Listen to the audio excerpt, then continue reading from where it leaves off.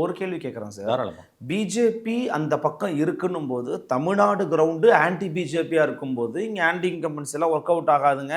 இவ்வளோ நலத்திட்டங்களை குடுத்துருக்கிறேன்னு கூட்டணி கட்சிகளை வச்சு பேசிக்கிட்டு இருக்கும்போது, வேர் இஸ் த ஆப்ஷன்? எனக்கு ஆப்ஷன் இல்ல, நான் திமுக தான் ஓட்டு போடுறேன். ஏன்னா பிஜேபி அங்க இருக்குன்னு முடிஞ்சுட்டு போகுது. அப்படி சொல்லிடாதீங்க. நீங்கள் இந்த அரசின் மீதான அதிருப்தி என்பது இருந்துக்கிட்டே தான் இருக்கு. 21ல் திமுகவுக்கு இருந்த அட்வான்டேஜ், கூடுதலான சாதகமான அம்சம் 26ல் சத்தியமாக இருக்காது. Any government will go unpopular day by day. ஒரு ஃபுல் 5 இயர்ஸ் நீங்கள் ரூல் பண்ணிவிட்டு மக்கள் மத்தியில் போகும்போது ஆன்டி இன்கம்பன்சி கண்டிப்பாக இருக்கும். அறுவடை பண்ணுறதுக்கு யாரும் இல்லைன்ற. இல்லை கேளுங்க, உங்கள் வாக்கு வங்கியே செதுறுதுங்க. உங்கள் வாக்கு வங்கி அப்படியே இருந்து எதிர்க்க உடஞ்சாதான் நீங்கள் அறுவடை பண்ண ஆள் இல்லைன்னு தெனாவட்டாக இருக்கலாம். உங்கள் வாக்கு வங்கியில் பெரிய சேதாரம் இருக்குது. இதை புரிஞ்சுக்கோங்க.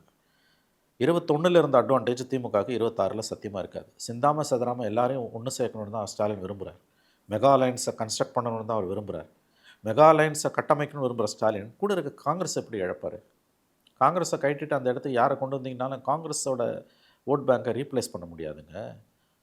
அது ஞாபகம் வச்சுக்கோங்க. இன்றைக்கி என்ன மைனாரிட்டிஸ்னால் ஒரு 15% இருப்பாங்களா தமிழ்நாட்டில்? கிறிஸ்டின் முஸ்லீம் சேர்ந்து 18%. அது கணிசமாக அடி வாங்குங்க. நீ ராமதாஸையோ தேமுதிகவெல்லாம் கூட்டு வரது மூலமாக காங்கிரஸை ரீப்ளேஸ் பண்ண முடியாது. அதனுடைய யூட்டிலிட்டி வேல்யூன்றது திமுகவுக்கு முக்கியன்ற நான் அதை முதல்ல புரிஞ்சுக்கோங்க. காங்கிரஸால் திமுகவுக்கு வரக்கூடிய லாபம் என்பது ஆட்சியை தக்க வைப்பதற்கான லாபம். திமுகவால் காங்கிரஸுக்கு வர லாபம்ன்றது சில எம்எல்ஏ சீட்டுகளை ஜெயிப்பதற்கு. கடைசி வரைக்கும் அதை சேர்த்துக்கிட்டே இருக்கணுமா?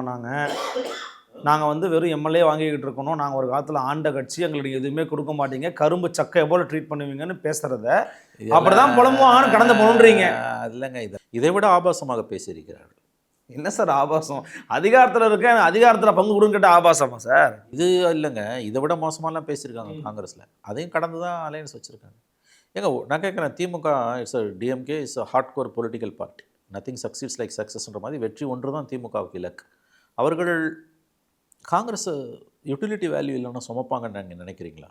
வாய்ப்பே இல்லை.